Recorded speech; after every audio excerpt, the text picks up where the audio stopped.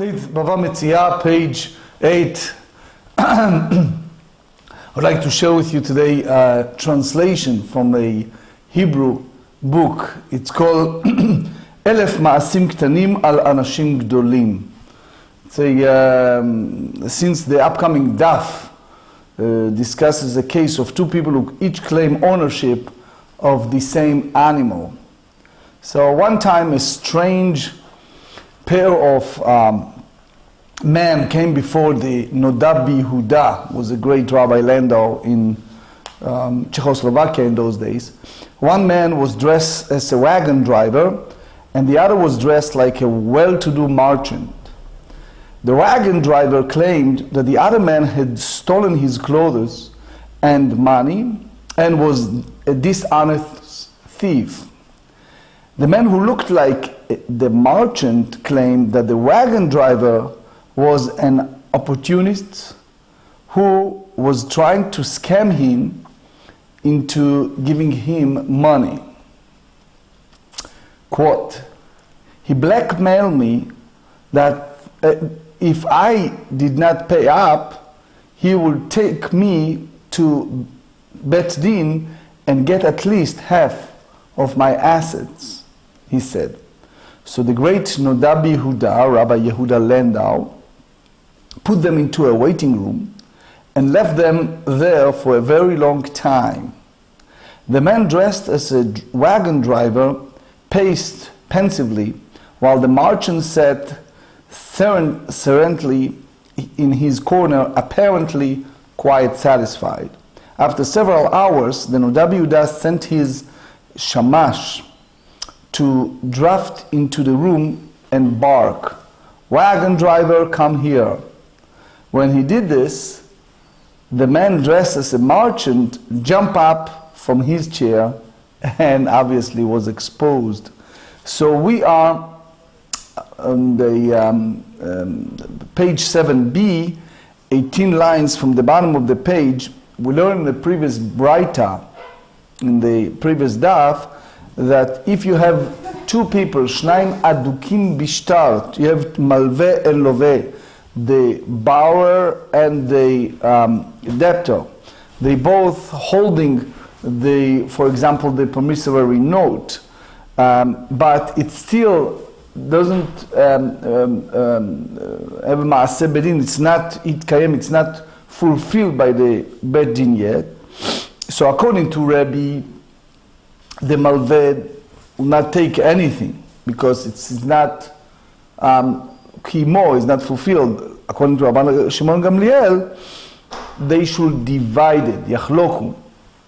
Why? Because since the borrower agreed upon that this charge, that this note is a real one, is the truth, so the borrower paid to the lender half from the amount that it's written in the shtar. So here we are. Amar Rabbi Elazar, Zayin Bet, 18 שורות מלמטה. 7b, 18 lines from the bottom. Amar Rabbi Elazar, Machloket, this rule, this din of Yachloku. So Rashi have his own way. He said, Cholkim b'shaveh. Tosfot will comment on that.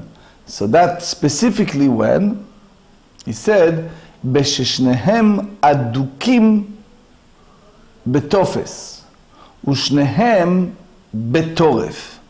So here we have a situation that both are grasping the standard part of the promissory note, which means the part that contains the standard formulation of the note, or both are grasping the essential part of the promissory note, where the name of the creditor and debtor are written, as well as the amount owed and the debt.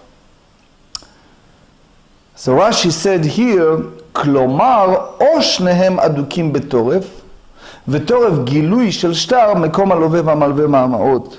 So I think that's the source of the Machloket Rishonim, what Rashi based here his thought, which is the different, or the school of thought that Tosfot tried to explain, as well as the Rashba. But anyway, that the notion is you have the Toref, which is the part of the shtar of the promissory note, where you have all the details written, which is the name of the borrower and the creditors, the amount of money that was owed, the date that was written. So that's written at the top of that promissory note. So that's the idea of Toref. Toref, it's like Gilui, it's exposed. And by the very end, the Ramban said that it's written the Tofes. That's the language, Rashi said, of the shtar. And I see that's what he meant with Kilomar. Anyway, אבל אחד אדוק בתופס ואחד אדוק בתורף, which is the difference, as we explained, between the two. זה נוטל תופס וזה נוטל תורף. So it means the notion is only if they hold together equally, not one hold the toref and one hold the tofes, because if that's the case, then each of them take that part. ורבי יוחנן אמר לעולם חולקים. So he said they divided everything really equally. And the Ritva said equally, meaning no matter, לא משנה מי מחזיק, no matter who hold it. So what you see? Apparently, you see that what Rabbi Yochanan disputed Rabbi Lazar, and he hold that when you have one is aduk betofes and one is betoref, they divided equally. So Gemara challenged that and said, "Va'afilu echad aduk betofes ve'echad aduk betoref ve'atanya." Ze notel ad makom sheyado magat. So it means when you have two people that hold this item, each of them will take the portion that he hold and not divided equally. So the Gemara said, Lo tzricha. Rabbi Yochanan speaks about situation, deka'ei toref bei mitz'ei, which is, the toref is in between them, and neither one of them hold it. So Rabbi Yochanan not here to dispute, but to add of the explanation of view of Rabbi Elazar. That's the way Rashi said. The Rambam in Ilchot Milveh Veloveh, chapter 14, and you see it also in the Shulchan Aruch Choshen Mishpat 65. I'm just reading from the Rav Steinsaltz, here from Makor Chaim, the English translation of Koran. In case where a debtor and a creditor are both holding a promissory note and each claims that he was the one who lost it. So each of them takes an oath and they divided its value. This is the opinion of the Rif and the Rambam, who rule in accordance with the opinion of Rabbi Yochanan. Others hold that if one of the litigants is holding the essential part of the document and the other is holding the standard part, the one holding the essential part receives the difference in value between the essential part and the standard part, and each takes an oath and they divided the rest.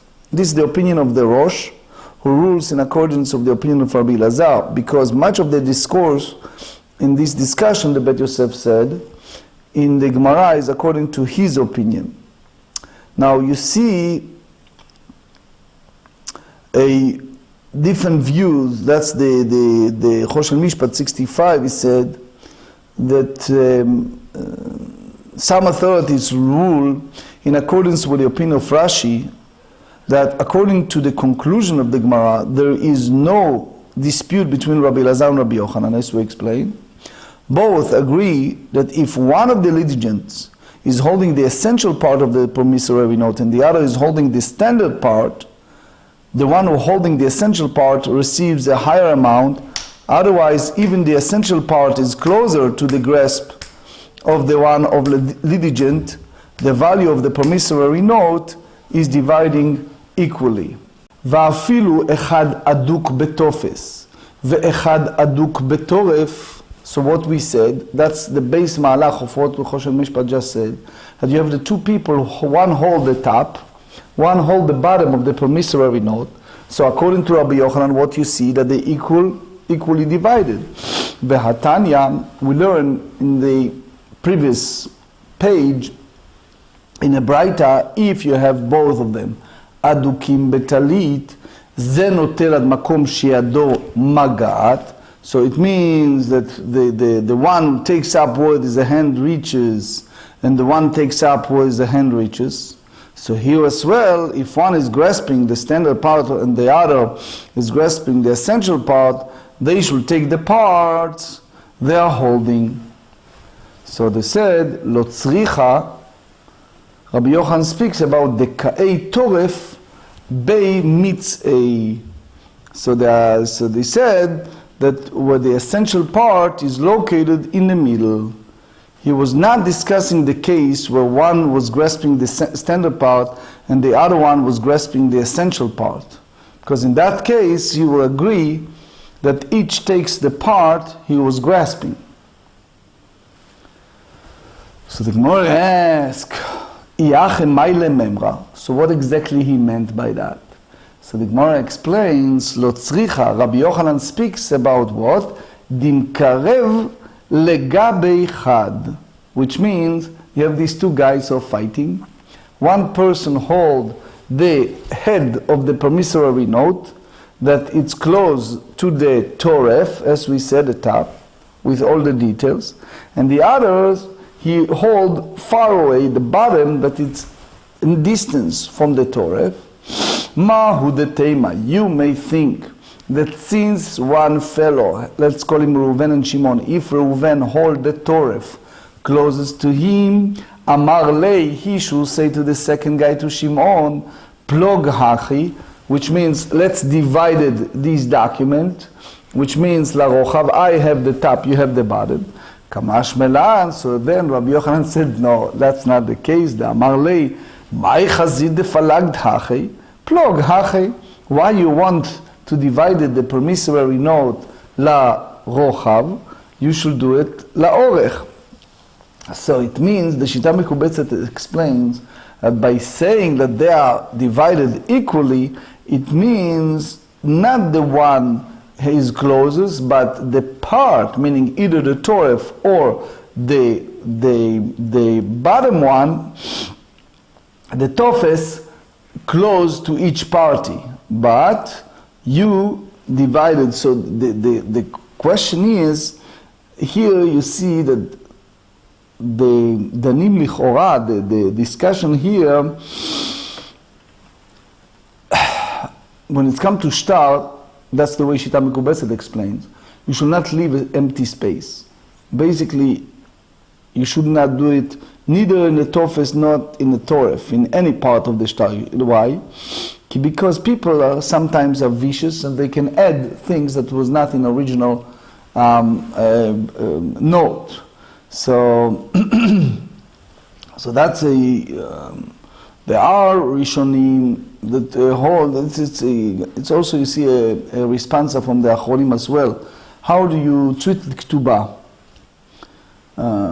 It's well known about Reb Chaim Ozer. Reb Chaim Ozer. So the story goes that he was ingenious. They used to call him two brains, shte mochot. That's the way they used to call him, because he can write in both hands at the same time. He could do two things at the same time. So why do you leave a space empty? Do you mean to say that there's any difference between Ketubah and the promissory note? Anyway, it's a discussion. Amar le Rav Acha medifti le Ravina le Rabbi Eliezer, and there are Rishonim that said not necessarily only Rabbi Eliezer, Elazar. They Amar, that he hold that if you have two people who hold one hold the tofes, one hold the toref, right? זה נוטל תופס, וזה נוטל תורף. So the Rashba and the Ritva said, that even earlier we said that Rabbi Yochanan agree with that, but here Rav Acha stand by the view of Rabbi Elazar, that he hold that unequivocally, clearly. So what you see, when you speak about cutting the promissory note, chotchim mamash, which means you really cut the note, and therefore each of them gets the part that he really holds. So lamali, what did the loveh, the borrower, gain if he received the tofes without all the details, information in the toref, in the promissory note? Why? Because regardless, the malveh, the creditor, can collect the debt by the part he hold from that promissory note. Why? Because you have the name of the borrower, the name of the creditor, and the amount that was borrowed. Because that's the tofes will repeat those details clearly again. So even the Gemara said, Lamali, the real question, that's according to Ramban and others, is by the borrower, by the loveh, because he cannot avoiding the creditor from collecting that part. But the creditor is not even a question, Lamali. Why? For sure he can collect the money that owe him. So what you see here, that regardless there is a difference between the tofes and the toref, because the date of the writing the promissory note, it's written only in the toref, as we explained earlier, and not in the tofes. And without the exact date, the creditor cannot collect from a lien properties. לא יכול לגבות מנכסים משועבדים.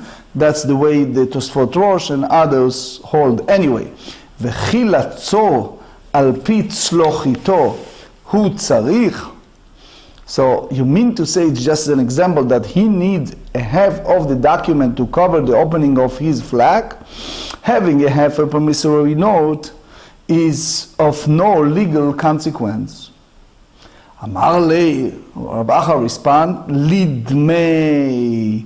He need of the monetary value, because the value of each section of the promissory note is compared to the value of the other. The Amar Hachi, that's one who hold the Torah, said, Shtar ad'id beizman kama shaveh. If you have a document that said clearly the date and the value, u'delayed beizman kama shaveh, bishtar ad'id beizman gabei mishabdei. Ve'idach, if you have a promissory note that doesn't carry a date, lo gavei mishabdei. You cannot take from the lien property. Why? Because you don't know what comes first, the halva'a or mechira, the getting the loan or the sale. Because if the sale precedes the loan, the lien property is not subjugated to the others. So since the toref carries more value because the date that was written there, yahiv lehayich de beinei ubeinei, he should bring the differentiation between the two, between the tofes and the toref. So you see here, there is a discussion among the Rishonim.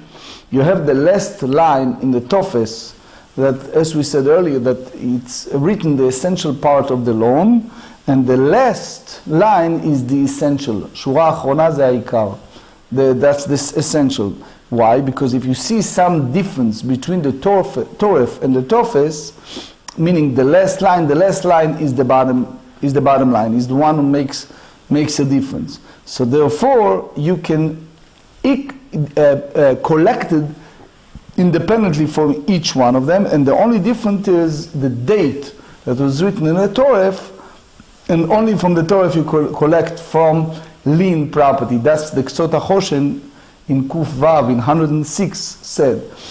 The Maharit, the great Maharit, have a big response over that. How far you go in the Leshonot HaShonim Ba'alacha, how do you... Anyway, Ve'achloku name de Amaran. So the Sma in Samechei said that if you're selling a valuable in a market, for example, you sell a promissory note, So you don't sell it by the value. For example, those businesses that take checks from people, okay? And by the value of that check, they give you money. They never give you the exact money that is written on the check. They give you less than what is written. Why? Because the one who purchased it needs to wait for the day he can exercise the right to collect the money that is written on that note. Sometimes the borrower not have the money to pay the debt, or all kind of circumstance. Tosfot said that sometimes it's not exact the values. I unfortunately saw yesterday, I went to Bnei Brak, I saw something that still amazed me. It was a store of jewelry that had a note on the door, and my sister told me that people still do that. And in that store, what happened is those in a great need, pressed for fun, they give their valuable jewelry to the store, and the store said, all right, you diamond is worth, I'm just giving a number, $2,000. So they gave that woman, for example, $1,500. They hold it, and that woman give them back every month $100. And then when she finished the debt in 15 months, whatever they do at risk or whatever it is, then they return the item. So they basically memashkenim. They take a collateral as something valuable, but you see again that they don't give the exact value of that item. They give X amount of percentage below the value of that item. So anyway, that's the malach the Tosfot and Ramban Ritva held here. So they said, you have two people that hold the talit, the cloth. So you mean to say that you cut it? Ha'afsedua, you destroy it, you ruined it. You remember the story of King Solomon that he said to the two women, cut the baby to two? It doesn't make any sense to destroy the cloth. So you have to say that you talk about monetary compensation, meaning you take a value of that, and therefore you divided it, either by selling it or by having one partner pay the equal part to the other one. So that's what you see the derivative from the view of Rabbi Shimon ben Elazar, who said that you take the value of the promissory note and the value of that promissory note with, as we said earlier, with the reduction or whatever involved with the expense and the commission of the broker or whatever it is, and then what's left you divide it between the parties. So now you basically have a contradiction to what we said earlier. So we said halokashia. This is not difficult, as it is possible to explain that they actually cut the garment to two, and how? Page 8, the chazia liktanim, because each part receives an item that has monetary value, because it's fit to small children. V'hada amar Rava, and what Rava said in the previous page, im hayta talit muzhevet cholkin, if the garment was fashioned in gold thread, you divided. Hachiname de falgela. So you mean to say that they really cut the talit. Ha'afseduha. So Tosfot said, you basically destroy it because it's not fitting for the minor. Why? Because minor are not wearing a talit muzhevet, a golden thread talit. So it means you have to say that you divided the monetary value of the sale. So that's use the term chalukah, and that's the idea of yachloku. You divided the money, the value, and not the essence of the debt. Halokashia de chazia libnei melachim. That's again, it's a rare, but he said that the garment is divided because it's fitting to the children of kings, or people who are extremely well-to-do. So therefore, it's not ruined. Rabbi Tzvi Pesach Frank, Zecher Tzadik Livracha, here in Yerushalayim, and many of other Glolei Israel ask, what do you see? You see that we learn Shnaim Ochazim Betalit. If you have two people who hold a garment, you see the shtar, the promissory note, they should divide it if two people holding everything. But if one hold חלק מסוים, part of the note, so that's his. So that's also, you see the Shulchan Aruch brings that as well. You have an halacha on the first day, listen carefully, the first day of Sukkot. First day of the Chag HaSukkot, a person should not bring the Arbaat HaMinim to Katan, to a minor. Not before he fulfill the mitzvah of making the bracha for Ba'at HaMinim. Why? ילד יודע לקנות אבל לא להקנות. A minor by halacha can have the matter of transaction by purchasing it, but not by selling it or transmitting ownership to someone else. So the moment you give it to a minor, he basically have ma'aseh kinyan, he received it. And then when the adult wants to fulfill the mitzvah, לא יכול לצאת כי זה שייך לילד, he cannot fulfill that because he is having the ownership of the boy. Now, the Torah said, ולקחתם לכם ביום הראשון, you should take for yourself for the first day, and what we derive, לכם משלכם, it should be yours. So, the Shulchan Aruch have a discussion, if a person give it to a child, and the fathers hold it, so he can give to the child to give the blessings first. Why? Because the child is not zoche baze, because her father is still holding it. And that's basically the Vilna Gaon, the Gra, they have a derivative from just in our Gemara, because what you see, whatever masha bayadayim shelo, lo yotze ma'reshut shelo, whatever it's holding in his hand is not is not departure from his domain. So the Tzvi Feisach Frank asked a question: if you have a half, second half, that the boy, the minor is hold, so it's his, and then you have the issue of Mishelachem. So the question is, how exactly the child can fulfill the mitzvah of chinuch, of learning and fulfilling the mitzvah of Arbaat HaMinim, and by the same token you have the fulfillment of Lachem Mishelachem, and he left it by the Tzarich Iyun. But as we said, the Vilna Gaon and others base this discussion in juxtaposition to our Sugiyah. So now, the Gemara bring a proof from different Bava in our Mishnah. והדתנן, היו שניים רוכבים על גבי בהמה, הכינמי דפלגילה. So he means to say that you have two people who ride an animal, so you mean to say that you divided really the animal. האפסדוה, you ruined the animal. בישלמה טהורה חזיה לבשר. If the animal is befitting, is kosher, pure animal, so you can use it as a piece of meat. So you can shoich it, you can slaughter it, and then you divided really the actual meat that come out of that animal. Ela tme'a ha'afsedua. If it's impure animal, so you ruin the animal because, as we said, it's not going to be fitting for a kosher since it's not. So you have to say, Ela lidmei.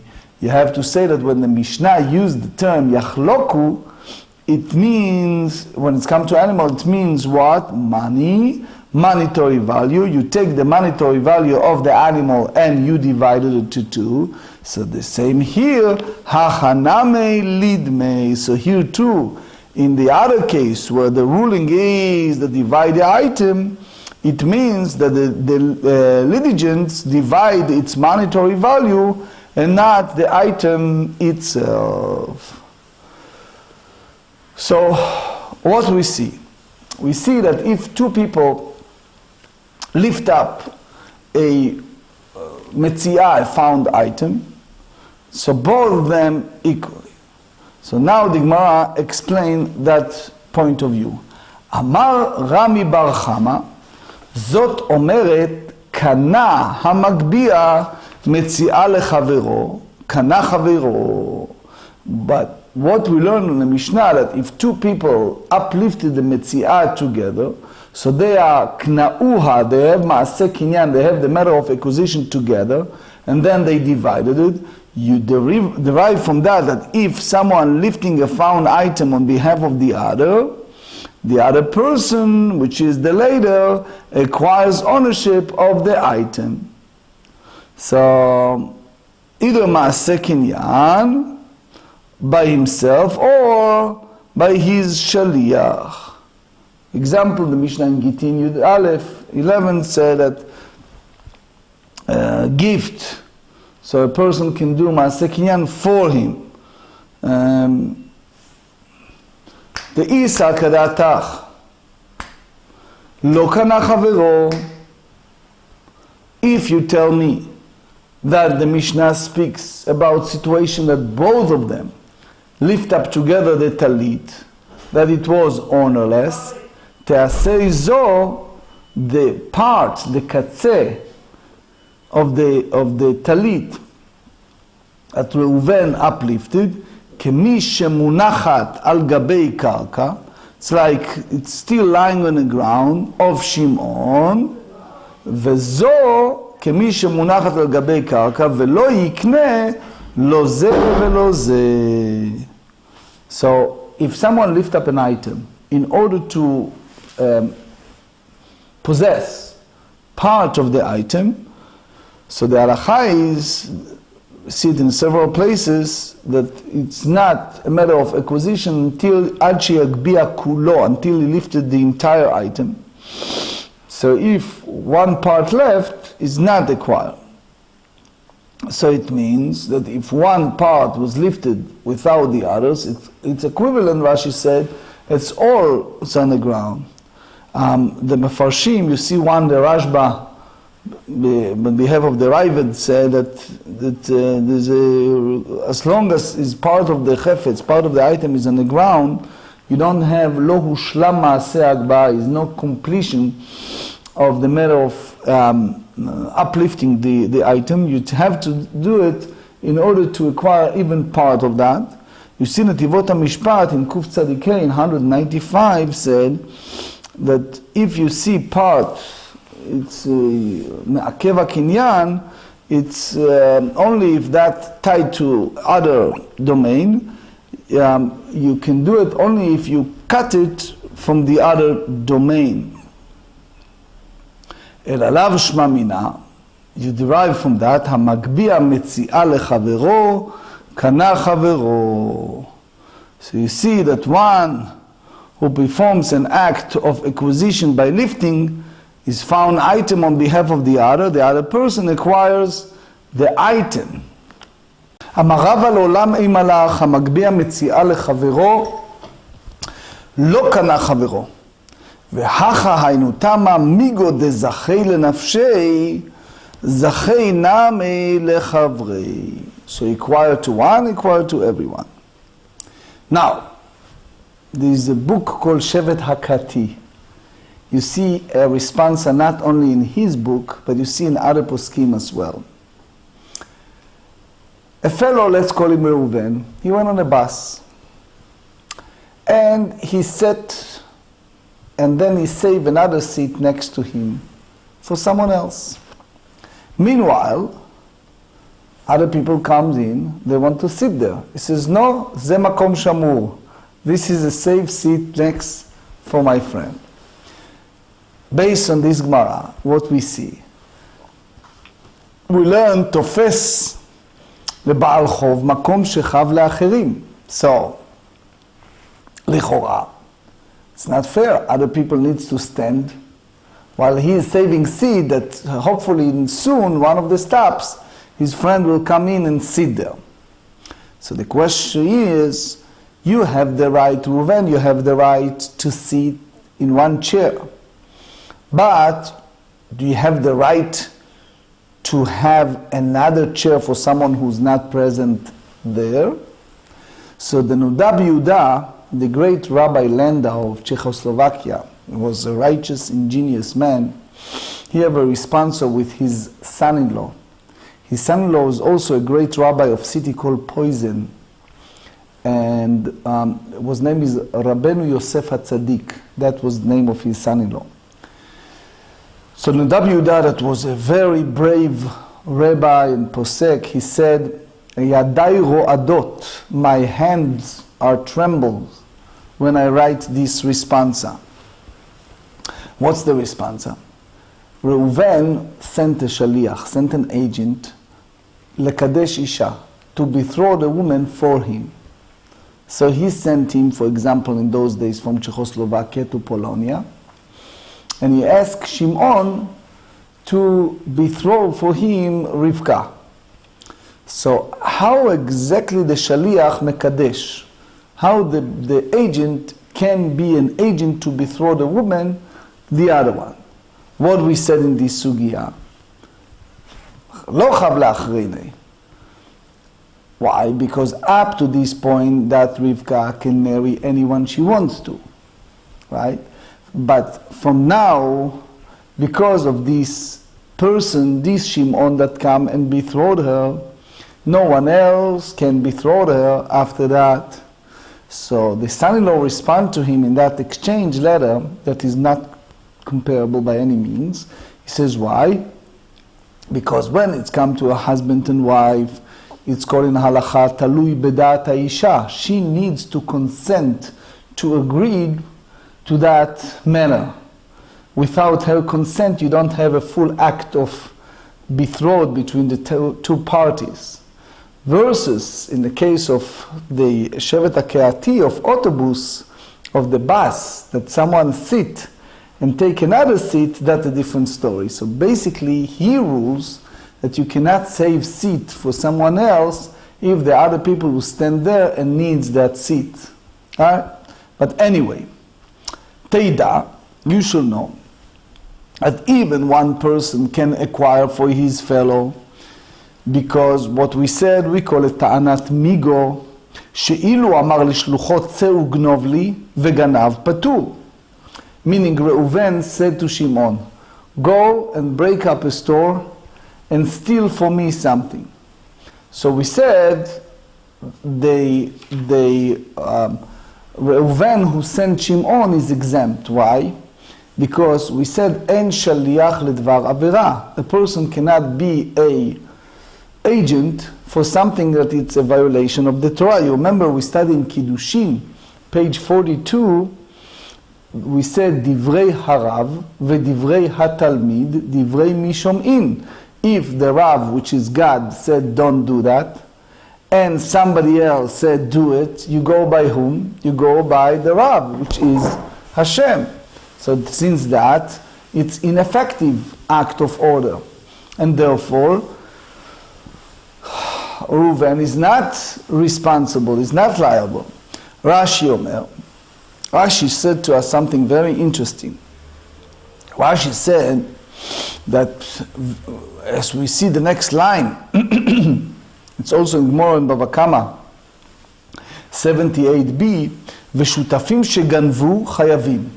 You have two partners that went ahead and steal together, so they are responsible, they're liable. Ma'itama, lav mishum damrinan migos zacher nafshei zakenam lechavrei shma mina. So here is the idea.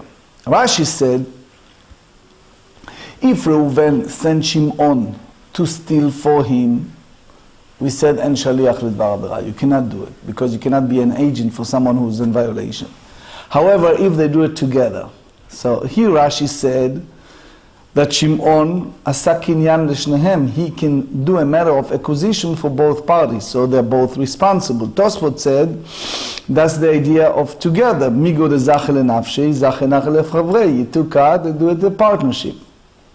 You see it in the Chatam Sofer, you see in the response of the Chavot Yair, of the Shvut Yaakov, great rabbis. They have a situation, you have two ganavim, two thieves, let's call them name Reuven and Shimon. The police caught only one. They caught only Shimon. Reuven, nobody knows his name, nobody knows anything. The cameras shows nowadays two bodies, you cannot see the faces, but they caught only one person. and he refused to tell them who is the second partner. So, for example, let's say Reuven and Shimon, they stole $100,000. Now, nobody knows about Reuven. They only caught Shimon. Shimon said, what do you want from me? I owe you only 50. I split it with my partner, and I'm not going to tell you who is the partner. All right? And I'm willing to pay you only 50 because that's my part that I split with him. So the question is, can you impose upon Shimon, you listening? You impose upon Shimon to pay 100? Or since it's clear by all the evidence that they have a partner, and he said that they have a partner, and the partner is unknown, you impose on him only 50. So, another case. Let's talk about Chavot Yair and Chatam Sofer, Shvut Yaakov. You have two thieves. Let's call them names, right? Levi and Yehuda. Levi is poor, Yehuda is rich. They stole 100,000. Now they caught them. Levi said, I am poor, I took the 50 and used it off. I used all the 50, nothing left, I have no money. Alright? Yehuda is anyway a rich man. So, can you impose upon Yehuda to pay 100 or only 50? Right? You hear the question? Let's make sure everyone hears that. Levi and Yehuda stole 100,000. Levi is poor, Yehuda is rich. Levi used up 50. Yehuda is rich. He have anyway more money. No money by Levi. Can you impose upon Yehuda, which is clear he stole only 50, to pay the entire 100 because anyway he's rich? So here is a machloket, a disputation. The Chavot Yair said he should not pay more than he have if he stole 50, and it's clear that it was only 50. And even Levi admitted that he have the other 50, but he used it up. So therefore you cannot impose upon Yehuda to pay more than 50, because his part of the stealing is only 50. Shvut Yaakov said, no. He said, since both agreed that both of them involved in the stealing, and both of them agreed that the whole amount of stealing was 100, I don't care, even Levi is poor and he used up 50. Since Yehuda was equally responsible for stealing, therefore, according to Shvut Yaakov, Yehuda needs to pay 100. Right? And later on, you make up with Levi, who cares? But since you are partner in a crime, you're partner in a crime. That's the difference between the Shvut Yaakov and the Chavot Yair. So that's based on our Sugya. Amar Rava, השתא דאמר תמרינן חירש ופיקח שהגביאו, מי יוגו דחירש ופיקח שהגביאו מציעא? מתוך שקנה חירש, קנה פיקח. There is a concept that's called דרכי שלום. In general, we have a deaf mute, a person who cannot hear, cannot speak. So the Mishnah in Trumot, the first chapter, said he is not a capable person. So biblically speaking, a no bar kinyan, he cannot make any merit of acquisition. If he lifted the lost item, is considering hefker, anyone can take it, etc. But in order to avoid fights, so we said that if it was a capable person who uplifted together with a deaf mute person together, so we said that that's by rabbinic, that's in Mishnah in Gittin, page 59, by rabbinic law, it's considering a matter of acquisition. So, by the way that the deaf mute acquires the part of the item, the mentally competent person also acquires that item. So the Gemara said, "B'ishlama cheresh kana, dekamagbia lebendat, ela pikeach b'ma kana, ela eima cheresh kana pikeach lo kana, o ma'im migo, hachana migo de shnei chershim be'alma kanu, hachana meikane." Which means that that's basically together. Rashi, and you see it also in Drush v'chidush, Rabbi Akiva Iger and Rabbi Shmuel, So that's the whole idea, that they do it in a way like a partners. So do it as partners. So they say that if it's the two death mutes, so each of them can do it for the other, the Ritva said. But here, היי אם תמצא לומר המגביה מציע לחברו קנה חברו, הנמילה דקמקבלה דעתא דחברי, that the other party is a full consent and full part of uplifting that lost item. So that's different. היי דעתא דידי כמקבלה, because the total competent person lifted up that cloth in the mindset that he's going to acquire it for himself, הוא לא קנה לאחרין המקנה. So the sage's enactment of inquisition by equal, it's only if the mindset of the totally mentally competent person together with a deaf mute person is equal, like two total mentally competent people lifted up item. So otherwise you don't have ta'anat migo, אלא אימא מתוך שלא קנה פיקח, לא קנה חירש. So you say that the mentally competent person does not acquire any part of the found item. The deaf mute does not acquire it either. That's the way the Ritva explained. V'chi teima. So if you tell me, mai mashma, v'chi teima, ma ishna, mishnei chershin de alma. So they said, Hatam takilu leurabanan de loate le intsuyei, hai meimar amar pikeach lo kane ana ekne. So there are several points I want to share with you. First one is the idea of Shnat HaShmita. As you see here in Eretz Israel, the bless that once in the 7 years we have the sabbatical year. So you have sometimes issue of tavlinim. You have all kind of spices and other part that you're buying from the Shemitah. So people buying it, it's called Heiter Mechira. Heiter Mechira meaning that you have the special matter, the Gdolei Israel have a big discussion, Heiter Mechira Chazon Ish hold, that in the Shemitah, in the sabbatical year, how it works, that everyone sell, in a way, their estate to the rabbi sell it to a non-Jew, and then you have a ter mechira. But the problem is, according to Chazon Ish, that selling to a non-Jew, mechira, karka be'eretz Israel, ze avera. It's prohibited to sell estate. And therefore, as we learned earlier, en shaliach ledvar avera. A person cannot be an agent, Chazon Ish said, for something that is a matter of violation. So therefore, according to Chazon Ish, the ter mechira lo chal. Ter mechira, it's not effective. In our days, when you have the owner of the karka goes by himself individually to a non-Jew, so you can argue and say that you don't have the claim of en shaliach ledvar avera.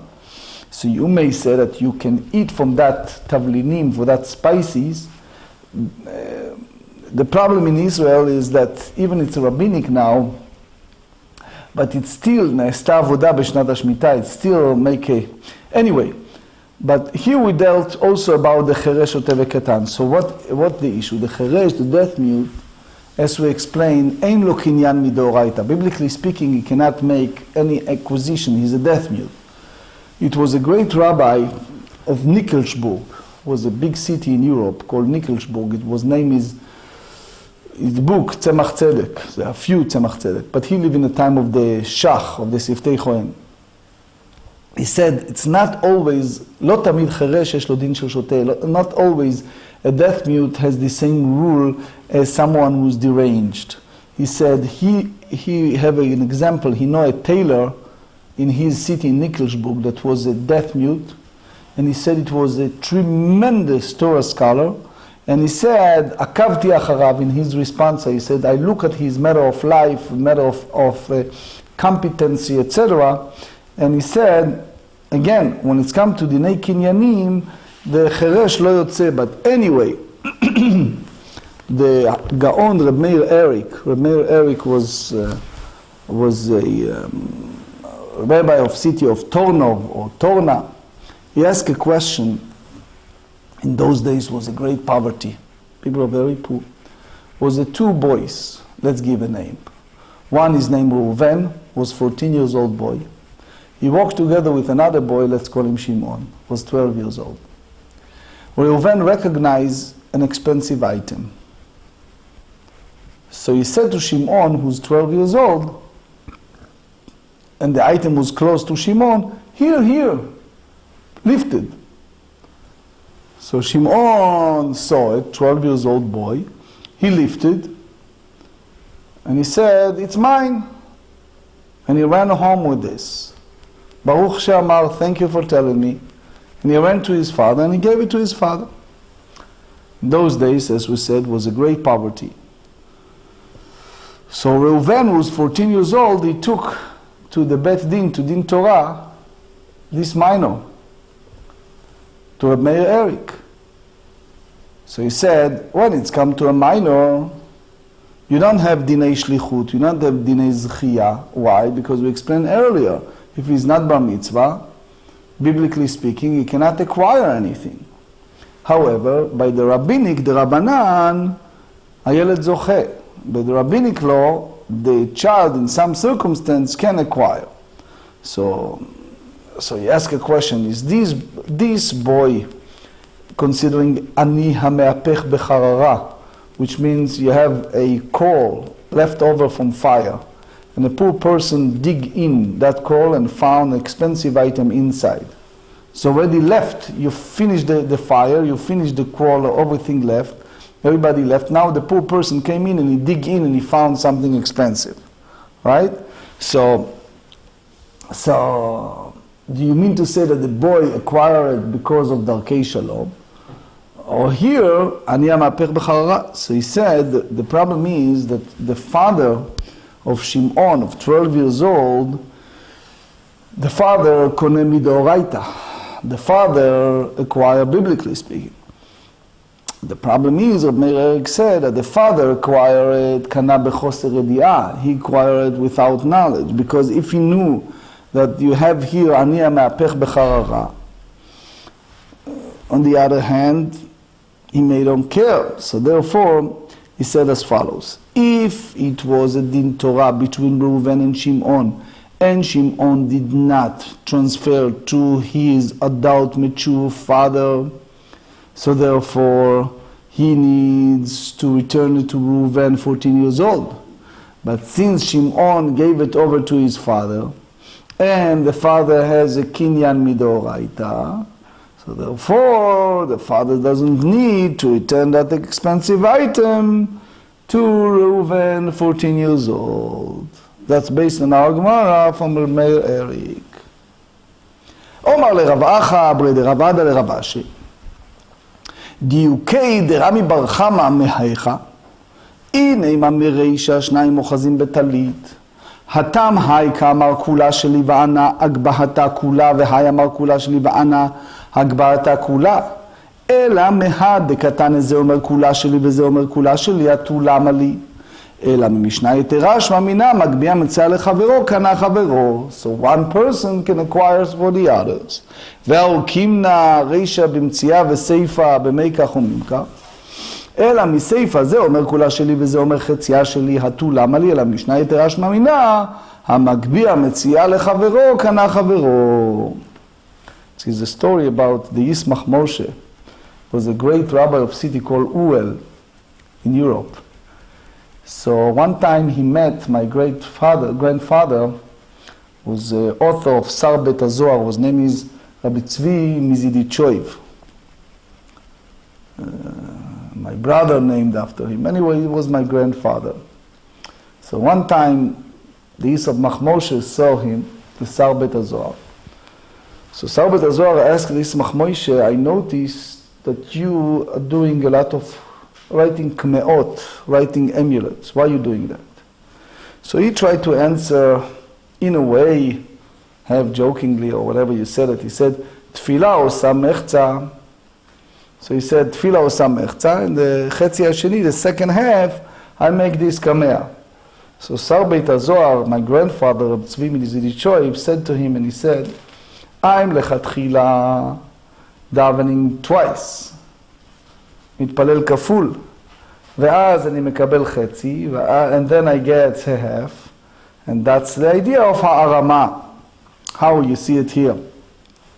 ומאי דמציאה הדין במקח וממכר וכי תימאי במקח וממכר מי לממרא אי צריך.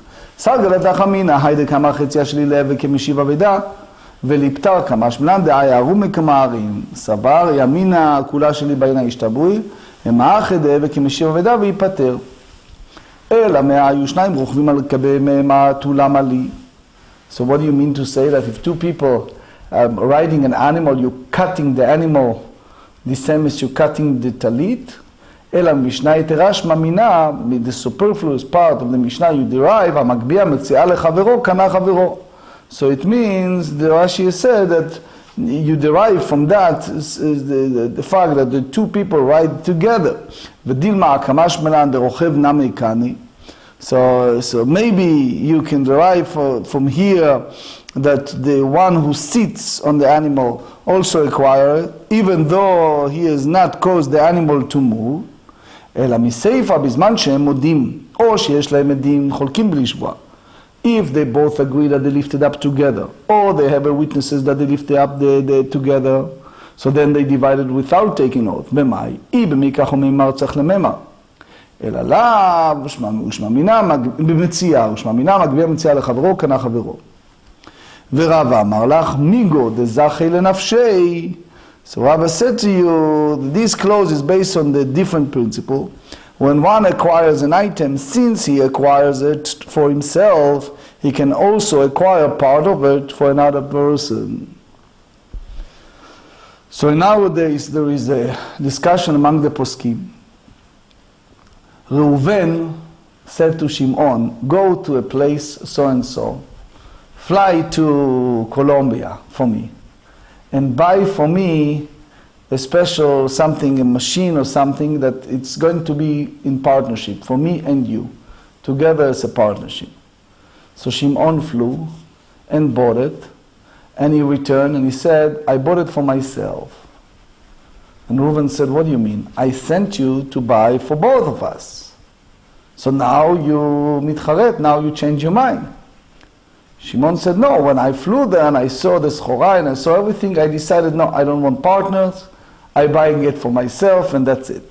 So the question is, who is right? If you go by the Shulchan Aruch, by the Code of Jewish Law, you see a contradiction. One side in Code they said that Shimon, lomar kaniti le'atzmi, that Shimon is a believable, is a trustworthy to say that I bought it for myself. Another source in Shulchan Aruch said it is not ne'eman. So the question is, do you make it as equivalent to aniya me'apech becharara or not? But anyway, it's a discussion among the poskim how you treated it. Hayu shnaim rochvim. So the Mishnah teaches us if two people were sitting on an animal, or one was sitting on the animal and the other one was leading it, and each claims ownership of the animal, they must each take an oath and they divided it. Amar Rav Yosef, Amar li Rav Yehuda, Chet Amud Bet, 8b, Shamet minei demar Shmuel Tartei, Rachuv umanhig chad kani v'chad lo kani, v'lo yadana himinayu. So the Rosh said, it's not that he heard two separate halachot, but he heard two similar cases of sitting of an animal and leading an animal that came before Shmuel at the same time. Rav Yehuda did not remember how Shmuel ruled in each case. Now, Tosfot said that soon you see the whole idea of Stam Mishnah, so you have to say that it's Meshicha. But according to the way we understand from both Shita Mekubetzet and Rashi, it reminds me very much in Israel the idea of riding a camel. So you have guys, especially you go to Mount Olive Mount and other places, see persons sitting on a camel and not doing anything, just sitting there. So it's like kinyan chadash shel rechiva. It's like a new matter of acquisition that it's rechiva, that is riding, even it's not meshicha. There is another view. You see it Rashash, Imrei Bina, and others, Tosfot, say that if a little bit the animal moves because of him, it's already called Meshicha. Anyway, so the Gemara said, Heichei Dami, Ilem Rachuv Lechudei, Manig Lechudei, Manig Lechudei Meikaman Damar Lokani. So if you tell me that the two entities, one, you tell me that it's the one who's sitting on the animal, and one who leads the animal. So, if that's the case, Rav Yehuda asks, what exactly, whose of them is not have the matter of acquisition? Manhig lechudei mi'ikaman de'amar lo kani. If you tell me that it's the leads alone, is anyone who says that one who leads an animal alone does not acquire it? Because pulling an item, Gemara in Kiddushin 25b said that pulling an item or leading an animal is a regular situation of acquisition. Ela, iya ika lememar lo kane rachuvu de ika lemeimar. So why Rav Yehuda have a issue with that? So Gemara said, ela rachuv b'makom manigi ba'elei. My rachuv adif that afis ba, because he hold it, he lead it. Or you tell me that the one who leading the animal will take precedence because it walks because of him. So Rashi explained to us that there are two that come before us. One is the Rachuv and one is the Manhig. Each of them said it's all mine. So that's very similar to Shnai Mochazim Betalid, that's what we said earlier. But the question is, the Ketzot HaChoshen explained in Reish Samechtet in 269 that the question is who is the Muchzak, reached from a Safek, because the Pnei Yehoshua said if each of them declare that is total his, why? It's because Kinyan. Amar Rabbi Yosef Amar li Rav Yehuda nechazeh anan. Now bringing Mishnah in Tractate Kilayim, chapter 8. So basically the idea is, we're talking here about leading animals of diverse kinds. So let's first read it. Hamanig sofer et arba'im. If someone lead two animals, like two diverse animals that we're not allowed to have them together, because the Torah said, Lo tacharosh b'shor hachamor yachdav, we should not lead the diverse animal together. So you receive malkot, because he's violated the Kilayim, that's Dvarim 22. So again, someone who's sitting in a wagon, although one is liable to receive malkot only for the transgression of committing to the action, but here you see the situation that sitting in a wagon is considered an action because the animal begins to walk as soon as the person sits on the wagon. So that's the view of Rashba. Rabbi Meir poter et hayoshev bekaron. Rabbi Meir said, no, the one who's sitting in the wagon exempt because he did not perform any action. The Ramban hold that is basically the animal is going by itself, is not with leading. So the truth is, the Rambam in Ilchot Kilayim chapter 9 said, one may not sit in a wagon drawn by an animal of diverse kinds, which means an ox and a donkey, and all the more so, one may not lead that wagon. Furthermore, not only is the one who leading the wagon liable to receive 40 malkot, the one sitting in the wagon is also liable. But basically, see that's the unattributed opinion in the Mishnah in Tractate Kilayim chapter 8, Mishnah 3. Although Shmuel, soon you see, reverses the opinion in Mishnah, the answer, the Gemara challenges against Shmuel's opinion are false, and that's also the Yoredeah 297. Because Shmuel reversed the view in the Mishnah, וחכמים פותרים את היושב בקרון, שמאמינה רחוב לחוד לא קני, וכל שכן רחוב במקום מנהיג. So there's a different views what's involved here. There are those who say that it's a psik reisha. We know in Ilchot Shabbat, we all know Ilchot Shabbat, right? For example, you open a window. So what happened? That's basically psik reisha. Why? You open the windows, guess what's going to happen? Wind will come in and blow the candles. So the Mordechai bring Rabbeinu Tam. Rabbeinu Tam he was a brother of the Rashbam, right? The grandson of Rashi. So the story goes that Rashbam, when, kafuf, his eyes was always down, he tried to do what's called shmirat ha'enaim, right? Watch what he sees. So Rabbeinu Tam screamed at him and he says, he saw this wagon that have diverse kinds of ox and donkey. And he said to the Rashbam, he says, be careful, don't go on that wagon, because you will be in violation of kil'ayim. So as much as you want to do shmirat ha'enaim, but you have to see what's going on because you'll be in a different violation. But anyway, אמר לאביי לרב יוסף, הזין סגאין אמרת לן לחזה ענן ולא אמרת לה משמד רב יהודה. So רבי יוסף ריספון אמר לאיברא ודחרין נמדה אמר ליחד פשיטמר, רכוב מיושב, יושב לו תסיד מוסרה, רכוב תפיז מוסרה, ואמר לי רב שמואל, אמרת רבה מוסרה לקני. אינה דרב שני כדאמרי, אמר לרבי אייז לרב יוסף, איך הפשיט מה רכוב מיושב, יושב לו תפיז מוסרה, ורכוב תסיפיס מוסרה, אמר לאח איתני אידי, מוסרה לא קני. התמרנה מאמר רבי חלבו אמר אבונה, מוסרה מחברו קנה במציעא ובנכסי הגר לא קני. מהי לשון מוסרה? אמר רבא אידיס אסברה לי, כאדם מוסר דבר לחברו. בישלמה מחברו קנה דקמסר לחברי, למציעא בנכסי הגר, מה כמסר לדליקני? So there's a book called לטיבות המשפט. He's dealing with the whole concept of hefker הגר. Because if the ger is no longer among the living, why you don't have the קנייה על ידי מסירה? It's a מהלך, נתיבות המשפט, based on this Gemara, we wish to have time.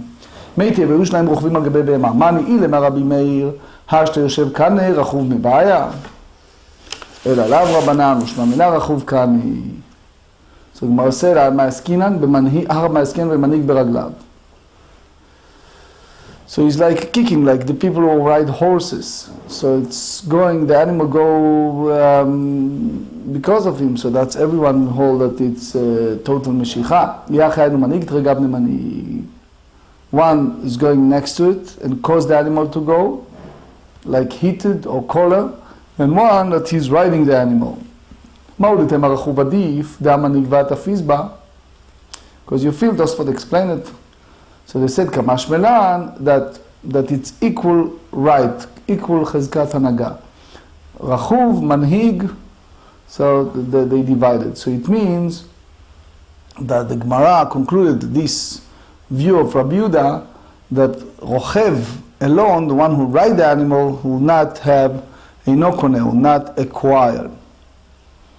So the Choshen Mishpat in 138, you see it also in 197, basically you see it in the Rif said in the Rambam that one can acquire an animal by sitting on it, even if he does not drive it. The Rosh and the Tur hold that one acquires the animal only if he also drives it.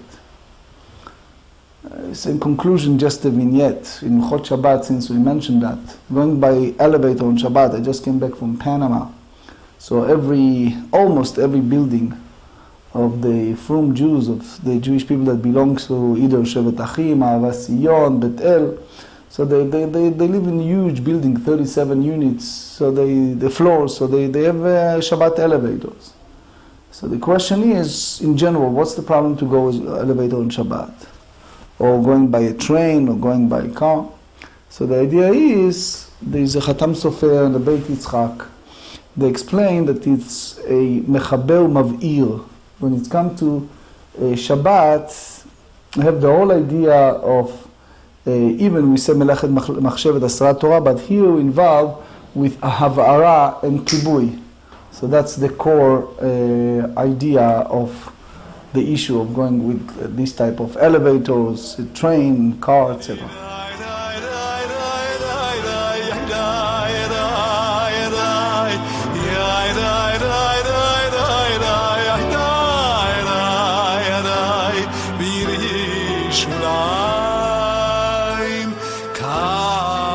To